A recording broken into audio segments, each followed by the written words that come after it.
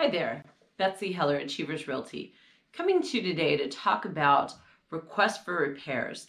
So I'm approaching this today from the buyer's agent's viewpoint and from the buyer's viewpoint so that you can better understand the point of a request for repair and kind of how that's negotiated. So I'm going to use an example of property that is on Avalon Court in Pacific Beach that I sold a few years ago now. And it was listed at the time for $1.495 million, so just shy of $1.5 million. We ended up negotiating it to a sale price of $1.387 million, and it sold and closed. But between the time that we entered into escrow and the time it closed, we of course had inspections done. And I'm going to start first by just reading a sentence or so from the MLS. It says, "Steps to beach. This stunning remodeled duplex boasts a 3-bedroom, 2-bath with an open floor plan." And it goes on to say, "Second unit is a 1-bedroom, 1-bath and may convey furnished with the right offer." And the agent is saying to us that it's in great shape on the listing. Okay. And it was a property that had been flipped, meaning that an investor had bought it with the intent of fixing it up and turning it back over again to what turned out to be yet another investor who wanted it for long-term rental. That was my client.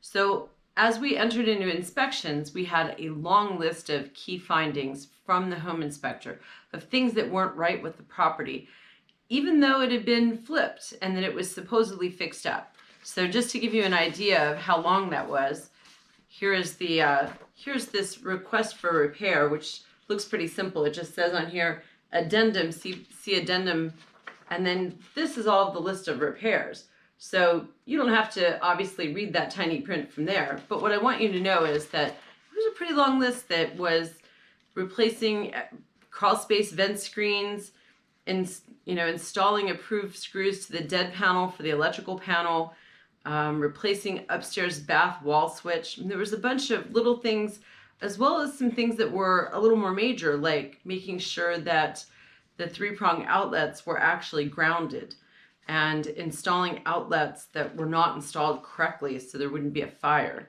and installing missing and damaged window screens. So there were some things that were small and some things that were big. So the next step after we had the home inspection, we had a list of those items, was that I had a general contractor come in and he helped us come up with a list of those items that needed to be fixed, as well as an itemized cost for those items. So these are all of the items, and you can see on here, he and I went back and forth. I actually didn't have a price on that one item. That's why it's highlighted in yellow. But we went back and forth and got prices next to each of those items. And so when I turned it back over to the seller, to the listing agent, so the listing agent could provide it to the seller, he had an itemized price list. So at the end of this, we turned that over to him along with that 2-page request for repair that I just showed you. Along with this document, I turned in the contractor's bid. So both of these went over to the listing agent. And the listing agent had the seller sign this, and you'll see on here, very simple. Seller says, in the X box says, seller agrees to all of buyer's requests. The seller agreed to all of the buyer's requests. And then we went back to do an inspection. And when we went back to do an inspection, we found that the seller hadn't actually done all of the fixes he was supposed to do, all of the things that were itemized. But now time is getting short. And so we took a subset of the things that hadn't been done and came up with this subset list. And they actually credited the buyer for those items, and the sale proceeded forward. So at the end of the day, the buyer ended up with a credit for $1,100, and they got, of those 23 items, all but about 8 of them done during escrow.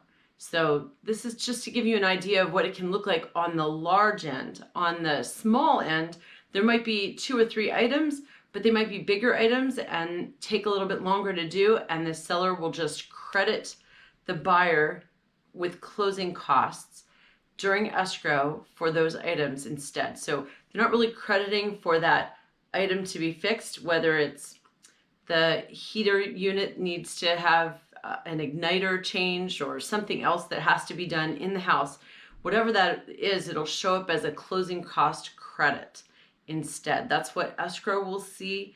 But that money is obviously used towards closing costs so that the money that the buyer would have had to have brought in for closing costs can then, after close of escrow, be used to fix up the property. So I hope that makes sense to you. If you have any questions, I'm always here for you. Give us a call. Happy to help you. Looking forward to working with you. Bye.